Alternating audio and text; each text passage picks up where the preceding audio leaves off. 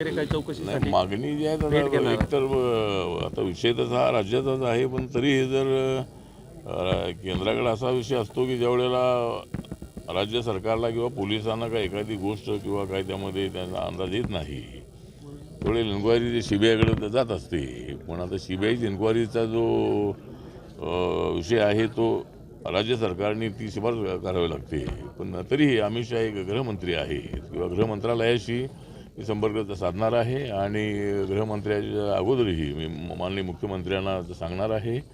आणि या प्रकरणामध्ये लोकांच्या संतप्त प्रतिक्रिया आहेत आणि आरोपी लवकरात लवकर पकडले पाहिजेत आणि जो कोणी सूत्रधार असेल त्या सूत्रधाराला लवकर पकडलं पाहिजे.